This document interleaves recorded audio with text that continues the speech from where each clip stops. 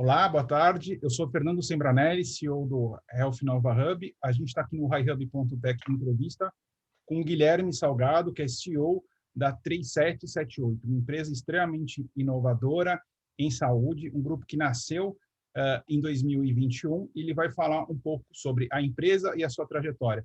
Guilherme, seja muito bem-vindo, é um prazer tê-lo conosco, né? Um médico empreendedor que está atuando com inteligência artificial, saúde corporativa, a integração de todas essas áreas, integração de ambulatório médico, muito bacana a proposta da 3778, que já tem grandes empresas como Petrobras como clientes. Conta para nós um pouco da sua trajetória para começar. Beleza, obrigado, Fernando. Prazer estar aqui com vocês, de verdade. Né? Acho que poder estar aqui quer dizer que a gente está, né, trilhando um caminho certo. Né? Vocês são uma referência hoje na parte de inovação e novos negócios em saúde, e começaram lá atrás, quando ainda nem tinha, talvez, o termo startup ainda. Né? E eu sei da luta de vocês aí, o que vocês conseguiram construir do ponto de vista de cultura para a gente dentro do setor de saúde. Então, obrigado pela oportunidade, é um prazer estar aqui. Bom, vou tentar ser breve na trajetória. Eu sou médico, né, formado no UFMG, desde o início, né, desde o final, cheguei a pensar em ser oncologista e tal, mas no final da universidade eu já tinha na cabeça que eu queria fazer gestão. Fui primeiro fazer saúde da família num projeto que tinha em Blumenau, que tinha um projeto de prontuário eletrônico, né, com o Ministério da Saúde. Foi meu primeiro contato, né, com essa parte de tecnologia. E depois fui fazer residência de medicina do trabalho, né, que era o que mais próximo tinha de gestão. Aí fiz MBA, enfim, fui para essa parte de formação, essa formal, né, e aí fui construindo uma carreira, primeiro como consultor, né, era algo para eu ter uma visão mais generalista. Depois fui para corretora, depois fui ser superintendente de banco, e aí fui, né, começar a empreender. O primeiro empreendimento foi a TEG, uma empresa já focada em saúde corporativa e atenção primária também já há um bom tempo, 5, 6 anos, então ainda antes de ter, né, do termo, não tinha termo startup ainda também, né? E depois fui ser, né, um dos sócios ali da Kunume, e depois montei a 3778, aí uma empresa, aí há 3 anos, em maio agora a gente vai fazer 3 anos, e aí uma empresa 100% focada, né, em dados e inteligência artificial para a saúde. Perfeito. Então, como carreira é isso. Não, eu acho que pela sua trajetória, quer dizer, você passa por consultoria, você passa pela Econômica com inteligência artificial, quer dizer, aí você começa a lidar com grandes clientes nessa questão de dados, de inteligência, e aí talvez tenha ficado um pouco em questão, e aí, como é que a gente coloca a saúde nesse projeto, né? E daí vem a 37. Perfeito, cara, perfeito. Acho que foi isso. Assim, primeiro que uma escola, né? Querendo ou não, assim, trabalhar com grandes bancos na parte de dados, né? Então eu cheguei a ficar como, né, o responsável por toda a operação. Então foi realmente um grande aprendizado, tanto do ponto de vista de tecnologia, né, de inteligência artificial propriamente dita, quanto do ponto de vista de business e de como fazer isso virar, né? Como deixar de ser só o hype para ser realmente algo que funciona. E aí, acho que quem conhece um pouco o setor financeiro, não só, né, mas muito financeiro, sabe o quanto, né, as pessoas são pragmáticas e rapidamente o que funciona, beleza, está rodando, o que não funciona, né, vamos ver depois. Então, isso foi um aprendizado grande para depois trazer para a saúde. E entendendo, e essa foi a grande percepção, que saúde é um outro mundo mesmo, assim, por mais, isso não é uma blindagem, isso não é um corporativismo, é diferente, até o conceito, né, que a gente fala muito do conceito de errar rápido para aprender. Saúde, ou errar rápido, em algumas áreas cabe, em outras não cabe. Eu não posso errar rápido para mandar, né, um diagnóstico errado. Né? Assim, o dano, o risco é muito maior. Né? E assim para dados, toda a sensibilidade de dados que a gente tem, né, o que significam esses dados, a confiança que quem está no front tem que ter nisso que está sendo, né, disponibilizado. Né? Uma cultura que a gente também não tinha de dados, né? Assim, trazer só bem rápido, né? Acho que é um ponto que em alguns lugares eu comento. É muito mais fácil um hospital comprar uma ressonância por, né, alguns milhares ou milhões de dólares do que ele comprar um sistema. Pela cultura que a gente tem, não é um julgamento, é um fato. Né? Até porque também é muito mais pragmático. Né? O resultado que você tem com aquilo versus questões experimentais que na saúde tem que ser super controlado. E é isso mesmo. Né? Mas que eu acho que ao longo do tempo, né, e agora especialmente, isso acelerou bastante.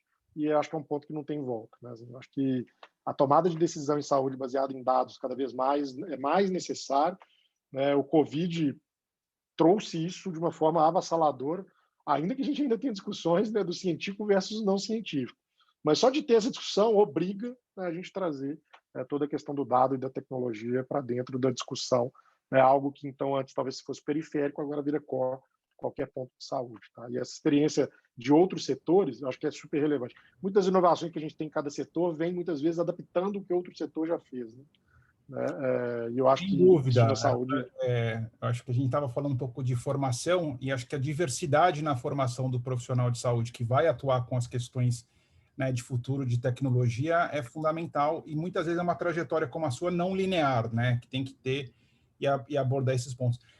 Falando disso, fala um pouco, então, como essa trajetória prévia te levou para a criação do grupo 3778, que faz a integração de dados e também atua em diferentes pontos, né, da cadeia de saúde para integrar para entregar uma saúde corporativa mais integral.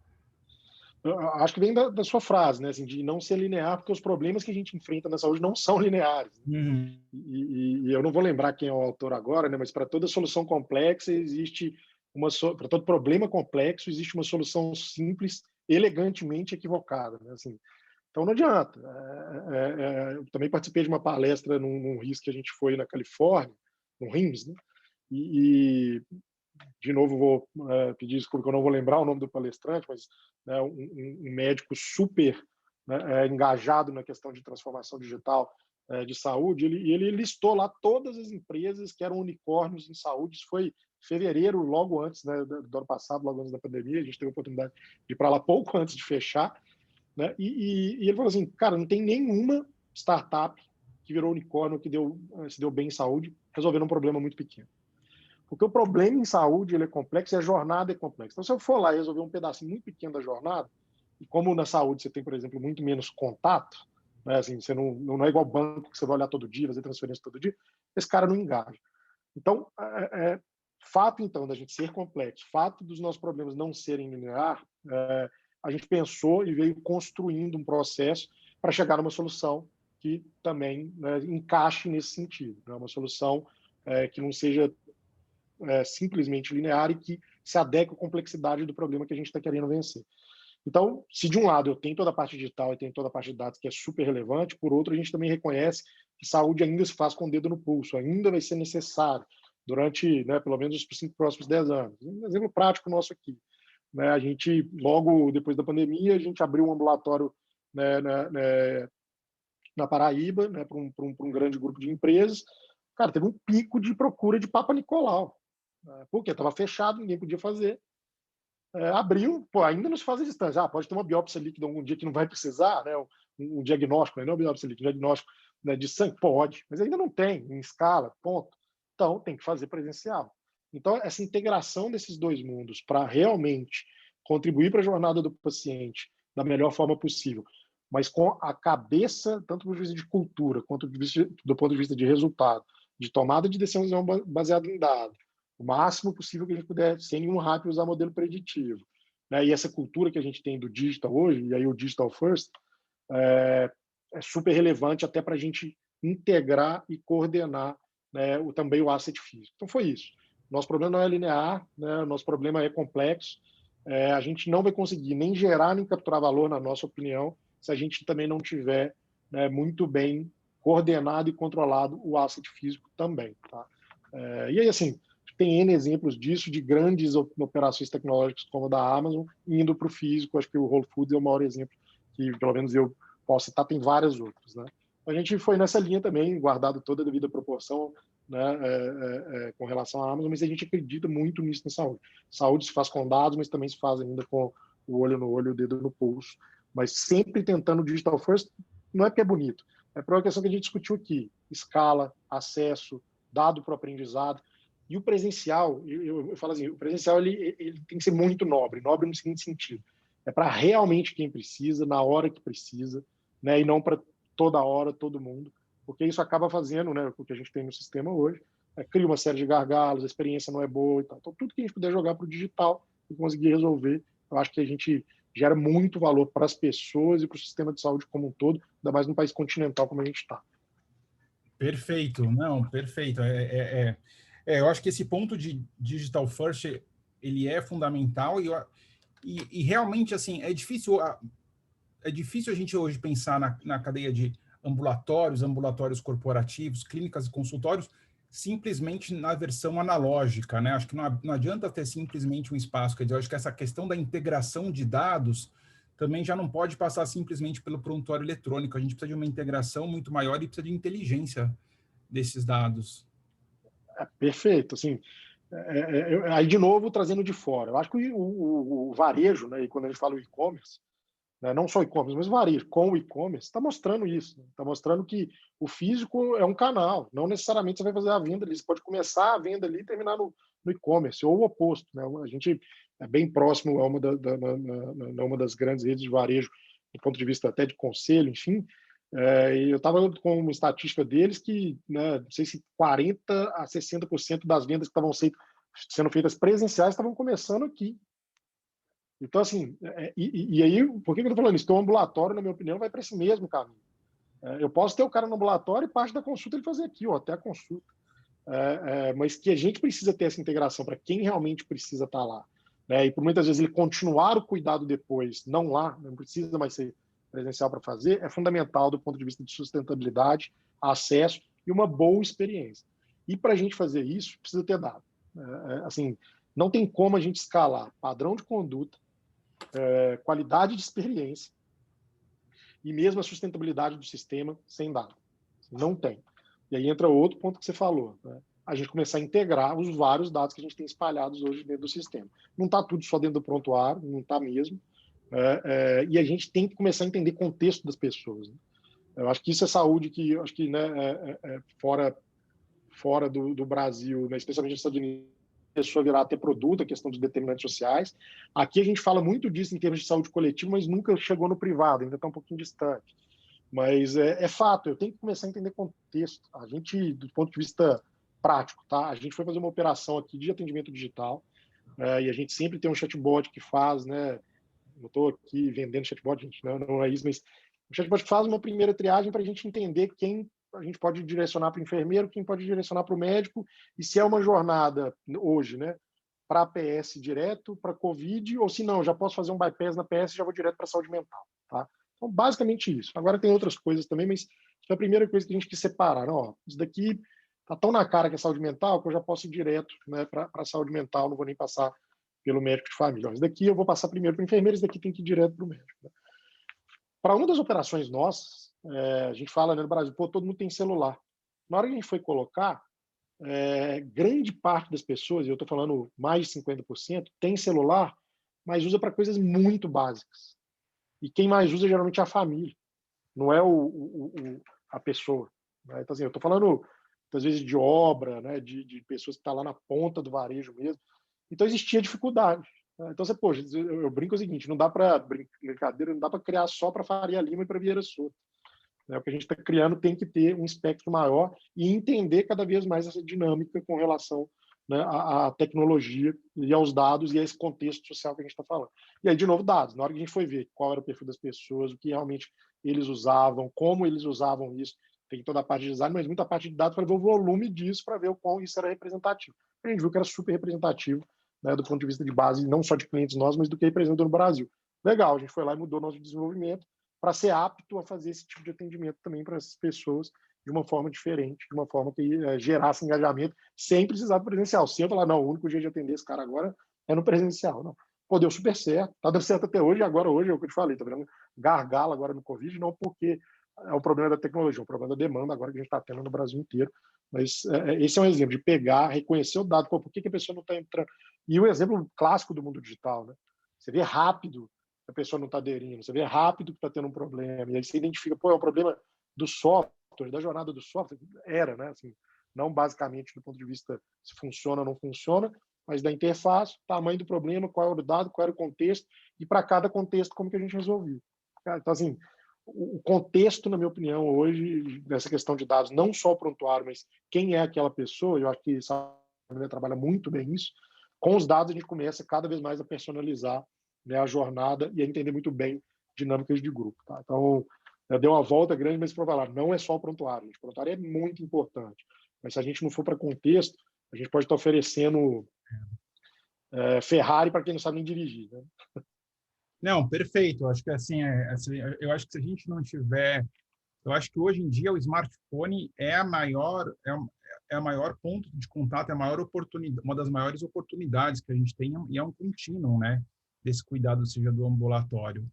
Guilherme, toca um pouco né, quando a 3778 nasce, ela nasce com a fusão de algumas empresas. Se você puder tocar um pouco qual é o objetivo de cada empresa nesse ecossistema, acho que é super interessante também para a gente ter uma visão mais completa do que... Legal. Eu vou talvez falar um pouco bem breve do passado e, né, o que é o contexto agora. Assim, eu brinco o seguinte, né? A gente quer saúde do Sírio a preço de Apivida. Todo mundo quer isso, né? Excelente. Mas eu falo o seguinte, esse é o nosso propósito, né? Simplificar o acesso à saúde de qualidade, que a gente hoje acredita que é privilégio de poucos sendo oferecido para muitos. Tá? É bem isso. Né? E aí até a gente se inspirou um pouco no propósito da Magalu, com o devido ok do Fred Trajano. Tá? Mas, enfim, por que isso? Né? Assim, e aí por que, né, da junção? Então, primeiro falando do todo. Então, o que a gente quer no final do dia é ser uma empresa independente. Tá? Então, a gente quer estar muito ligado ao paciente, à fonte pagadora, com todo respeito a todo o ecossistema, mas a gente não é hospital, a gente não é laboratório, a gente não é segurador. Então, a gente é um player, né, que está, né, não com nenhuma dessas caixas para estar 100% alinhado à fonte pagadora e ao paciente. Então, esse é um ponto super relevante desse grupo que a gente está formando. Então, para formar esse grupo, para ter essa independência, para resolver os problemas da fonte pagadora e do paciente, o primeiro ponto para a gente era esse ponto de dados e tecnologia. De novo, não vou ter padrão de conduta escalável, sustentabilidade do ponto de vista de avaliação de risco e de novos modelos de remuneração, entender bem, né, quais alavancas a gente puxa dentro do sistema. Né? E também a melhor experiência é isso. Poxa, o que funcionou, o que não funcionou, o que o e-commerce faz muito hoje. Onde você clicou, onde você não clicou, o que funciona, o que não funciona, né? Que a gente usa pouco em saúde, né?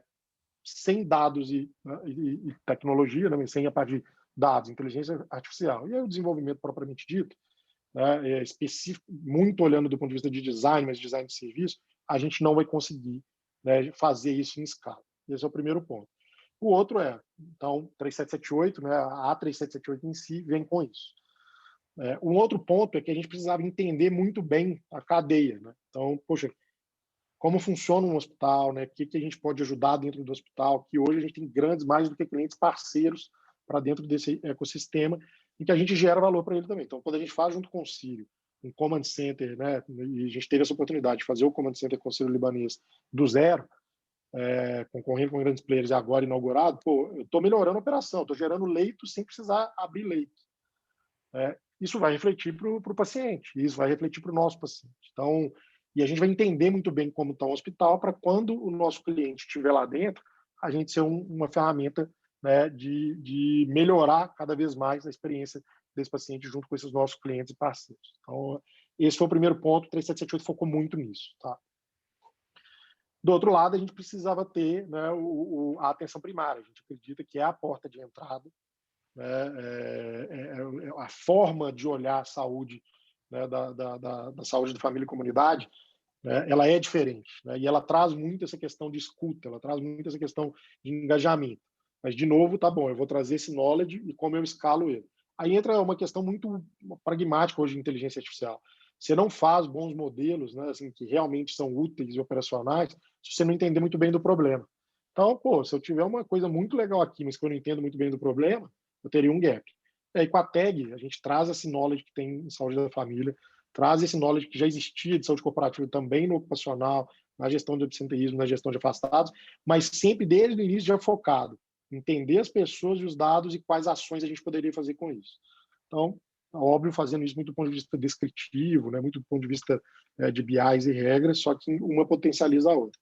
E aí, com a Intep Inclus, a gente traz, né, a outra grande dificuldade de saúde, que eu acho que você, né, você conhece bem. A operação de saúde é muito diferente de qualquer outra coisa. Né? Então, assim, eu brinco assim, ficar, né, o que a gente sempre brincava enquanto médico do trabalho. O médico do trabalho que fica só com a cadeira no escritório, o problema a gente vai ter. Ele tem que ir lá conhecer a planta que ele está. Ele tem que ir lá conhecer o risco que as pessoas estão expostas, na hora que a pessoa chegar doente, ele entendeu como se dá aquela dinâmica, né? E aqui a mesma coisa. E aí eu acho que, né, a Intep traz muito isso, uma excelência operacional mesmo, dessa operação de ambulatório, operação de saúde, contratar médico, treinar médico, né, e profissionais de saúde como um todo, né, como manter uma coesão disso, como dar um padrão para isso com as ferramentas que a gente tinha. Então, você traz esse outro bloco para a gente ter, então, toda essa jornada da saúde corporativa com diferentes expertises para chegar nesse propósito que a gente está falando. Mas com a plena convicção que a escala disso vem através da tecnologia e dos dados. E mais, né? Essa questão física, a gente cada vez mais entendendo isso como um canal. Assim, o nosso fim não é mais vender o ambulatório. O ambulatório é um canal, né, para eu vender a coordenação do cuidado e a jornada. Então, esse é o ponto. O nosso fim não é vender um software. O software, mais uma vez, é uma ferramenta para a gente, de novo, entrar na questão da coordenação do cuidado e de jornada junto à fonte pagadora. Então, não sei se, né, se eu conseguir explicar, mas isso é que cada empresa trouxe para esse grupo hoje, né, para ter essa expertise de pegar o cara lá no início da jornada e depois também acompanhá-lo dentro, né, dos hospitais, mas aí, assim, sem ter também, né, nem a ambição, nem a complexidade desse outro business que é o hospital. Aqui a gente sendo um agente de transformação e de mudança, para quando esse paciente estiver lá, né, a gente ter esse ganha-ganha junto com os nossos parceiros e clientes. Perfeito. E na prática, vocês, um dos objetivos é acompanhar essa jornada do paciente, a jornada dessa população, trazer indicadores bem claros para as empresas? É o objetivo, né? Assim, perfeito. O nosso objetivo maior é a integração e a coordenação do cuidado mesmo, né? E esses outros serviços são parte desse serviço maior. Claro que a gente sabe até por mercado, né, que uma empresa tem uma necessidade de atenção primária de saúde agora, beleza, ótimo, eu vou atender. E sempre já trazendo a questão dos dados. Para cada problema que a gente tem, a gente traz a questão de dados e tecnologia, tanto para o problema, quanto para depois, né, vamos dizer, né, o building block para a integração. Mas o nosso maior propósito e serviço é a integração e a coordenação do cuidado. Tá? Então, é isso que a gente está levando para as empresas, mas sempre respeitando também o momento e aproveitando as necessidades para começar a fazer essa jornada. Então, outra coisa que a gente, né, tem feito muito, né, cada vez mais, é o exame ocupacional, que na prática não é usado para nada, né, a grande maioria das vezes, que o cliente não quer ir lá. Né? Quem quer ir no exame ocupacional hoje? Vamos ser sinceros. Poucos clientes. Né? E a gente fazendo essa transformação. Então, a gente já fez alguns pilotos agora, até com, né, um número de vidas relevantes, a gente já está falando de milhares, que a gente teve uma adesão muito grande quando a gente transforma esse exame. Quando, poxa, não, ele é um exame de fato. Porque quando o exame periódico foi criado lá atrás, a premissa dele, o propósito, era ser um exame para acompanhar a saúde das pessoas de fato, não era só para gerar o AS. Né? Era para literalmente acompanhar a saúde das pessoas. Uma coisa que muitas vezes nos Estados Unidos as empresas pagam $100 por colaborador e aqui a gente tem a oportunidade e não fazia. Então, poxa, hoje a gente faz abordagem, entende o contexto, entende inclusive como estão os dependentes. Pô, você tem alguém doente em casa? Sim. Então qual é a doença? Eu tenho um filho com asma. Pô, já sei que tem uma questão de asma ali. Então, eu entendendo esse momento já é um primeiro ponto para eu entender a carteira e quais intervenções eu posso começar a fazer. Tanto do ponto de vista descritivo quanto do ponto de vista preditivo. E aí a gente entra com os outros serviços que a gente tem. Como a gente consegue ter a PS digital, como a gente consegue ter, a gente chama aqui do nosso núcleo de cuidado digital, eu vou, né, tentar, então, ajudar na jornada dessa pessoa. Então, não vira só um exame ocupacional por si só, e parte desses exames, né, claro que tem retorno ao trabalho, admissional, aí tem outras características, mas eu começo a usar isso para ajudar a pessoa na jornada dela. E aí entra a questão, a gente não acredita na saúde corporativa dissociada da rede. Não adianta nada eu te fazer um belo trabalho na atenção primária e depois te mandar para qualquer ortopedista, para qualquer oncologista, enfim. A gente sabe que muitas vezes tudo que você fez depois pode ter, né, uma questão de não ter a melhor jornada. Então, é usar cada ponto que a gente tem para ter a melhor jornada. Para isso ser escalável, para isso ser assertivo, tem que ter dado, porque não dá para fazer tudo para todo mundo. E não tem que ser feito. Né? Não é uma questão econômica de vou cercear, não. É o seguinte, o Fernando precisa de uma coisa, o Guilherme precisa de outra. Quando eu ofereço tudo para o Fernando, tudo para o Guilherme, além de ficar caro, muitas vezes a chance dele aderir a nada é grande. E esse é o ponto. E, de novo, eu trago a questão do e-commerce. Isso que o e-commerce trabalhou bem. Quem é o acesso, em qual momento, para quê?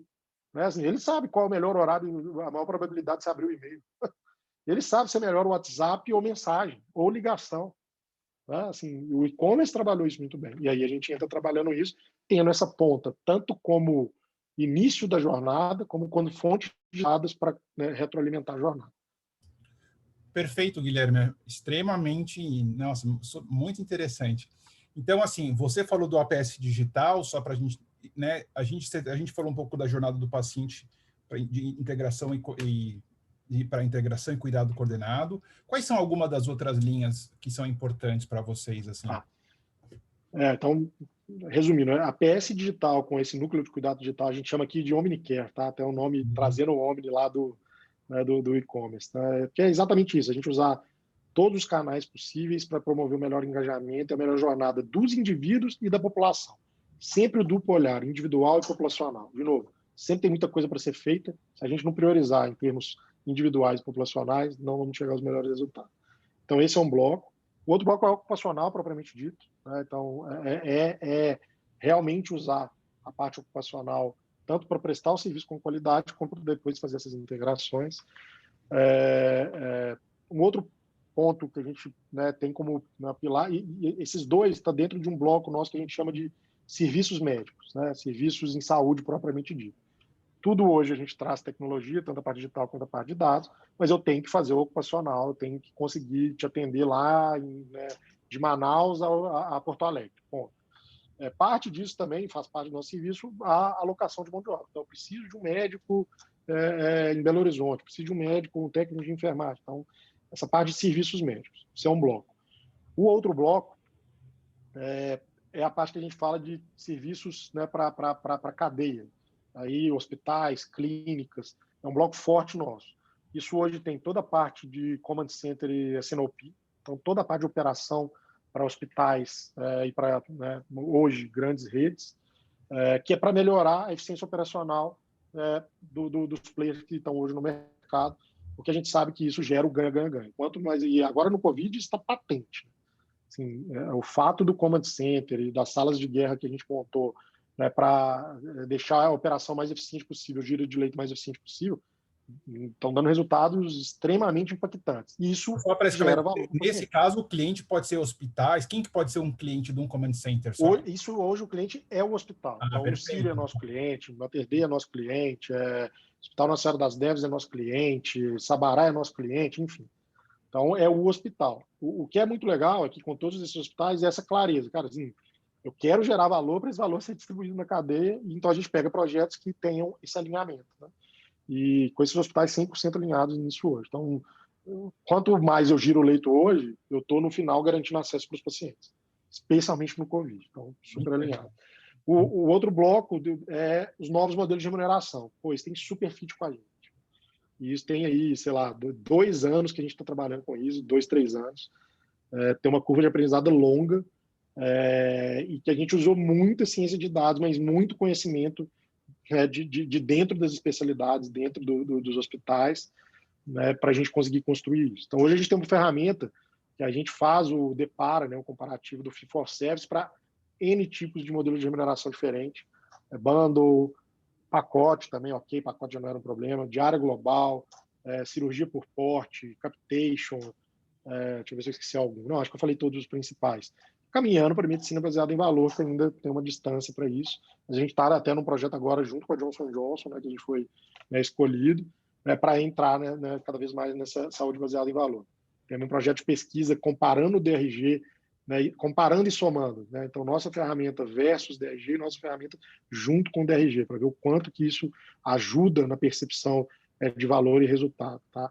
Então, assim, isso foi muito legal, porque a gente conseguiu chegar numa ferramenta que hoje eu não só chego, tá bom, eu tenho o Fee for Service, se eu for para a diária global, qual é o preço, mas todos os grupos de risco que devem ser acompanhados do ponto de vista clínico e administrativos dentro do hospital depois, para garantir sustentabilidade e o melhor, né, tratamento. E para permitir, que eu acho que é o mais complexo hoje, você conviver com 2 modelos ainda dentro da grande maioria dos prestadores, que é o fee-for-service e qualquer outro. Tá? E aí, de novo, isso de forma escalável. Então, aí é que está. Então, a gente conseguiu fazer um modelo que não só é muito assertivo do ponto de vista atuarial, mas que também, na hora do acompanhamento, ele dá o caminho esperado do Fernando, né, e o que está divergindo ou não, e se é assim, não, isso é uma divergência esperada pela complicação do adoecimento dele, ou se não, realmente uma conduta que não deveria, algum ponto operacional que pode ser melhorado. E ainda que você tenha uma diária global, hoje a gente, por exemplo, pega essa diária global, eu consigo explodir isso em 50 grupos de risco, 20, é o quanto o cliente conseguir acompanhar. No final das contas, é como se eu pegasse essa diária global e explodisse em 20 diárias globais. Né? Qual é a árvore que leva você para cada diária, para você acompanhar e saber qual o gatilho. Tá? Então, isso também é hoje um pilar muito forte nosso, porque entra muito na questão do behavior economics. Né? Para a gente conseguir o que a gente quer como propósito, se não tivesse alinhamento econômico, a gente acha que o resultado vai ser muito pior. Não que não vai ter resultado, mas vai ser pior. Enquanto a gente estiver só no fee-for-service, o resultado vai ser pior do que poderia ser. Então, é ferramenta para ajudar a chegar nisso. Muito interessante, muito boa, muito bom ter feito essa reportagem. Só para fechar, um pouco da sua visão de futuro, que eu acho que uma das suas inquietações que a gente conversou hoje é o desafio de trazer esse universo de dados, análise de dados, né, de data analytics, mais inteligência artificial para a saúde. A 3778 está nessa jornada, indo muito bem. E qual que é a sua visão de futuro dessa intersecção de inteligência artificial com saúde?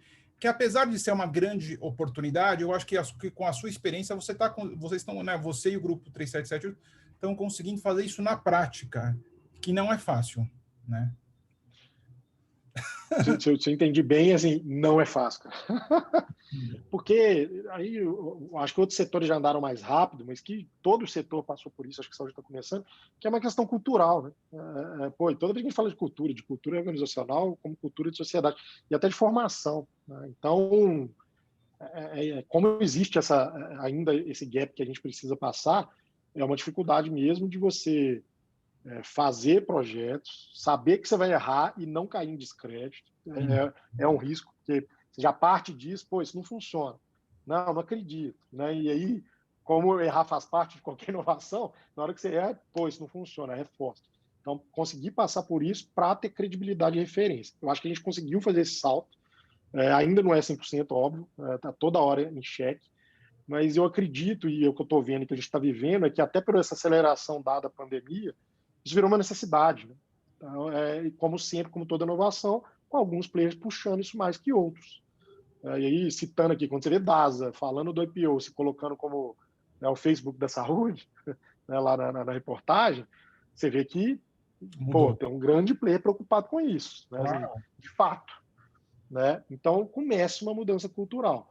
O que eu vejo para o futuro é que assim, não tem como voltar atrás disso. Porque, como em todos os setores, né, que isso aconteceu e ainda acontece, fica uma disparidade muito grande de quem usa para quem não usa, de quem domina para quem não domina. Não acho que é a panaceia, não acho que inteligência artificial é para resolver tudo, não acho que é bala de prata. Mas e acho que ainda tem muito mais erro do que êxito. Natural, é uma coisa super recente. Mas quando você pega uma carta, por exemplo, do Jeff Bezos, eu não lembro de qual ano, mas que já tem pelo menos uns 3, 4, talvez até mais, que ele coloca, né, do que é discutido durante o dia a dia da Amazon. E toda hora aparece machine learning, toda hora aparece, né, big data e termos muito mais técnicos. E ele fala, isso não é uma reunião do time de tecnologia, isso é uma reunião de business da empresa, mostra, né, exatamente isso. Isso é um caminho irremediável. Quem não tiver isso vai ser engolido por quem tiver. E isso já está acontecendo no mercado do ponto de vista de valuation, então do ponto de vista até de dinheiro. Quando você pega um varejo que já está muito mais digital de um que não está, a precificação é completamente diferente hoje. Tem um exagero nisso? Na minha opinião, até tem, tá? Mas tem uma tendência e uma realidade. A tendência é, isso vai crescer, isso é necessário, porque não tem jeito de escalar padrão, qualidade, pensando só no paciente. Como que a gente vai fazer para ter a qualidade do Círio, né, e do Einstein em escala? Só formação demora anos, mas anos. A gente está falando de décadas. Então, quando você vai para o dado, para o suporte, para a tomada de decisão, para ter sistemas inteligentes que realmente reduzem a variabilidade no nível de patamar cada vez maior, você vê que o seu mercado endereçável fica muito maior, mas muito maior mesmo. Por isso que essas organizações geram não só mais aposta, mas mais realidade ao longo do tempo. Porque é isso. Se o Círio hoje só atende aqui, quem consegue, do ponto de vista de sistemas, e muito entre aspas isso, né, trazer a qualidade do Círio para o Brasil todo, poxa, não é mais só São Paulo, você está no Brasil todo, esse aqui é o caminho. É por isso que não só a gente vai chegar, por isso que tem mais dinheiro agora, por isso que vai ter cada vez mais dinheiro. Eu acho que isso é uma realidade, tá? Com muitos desafios ainda.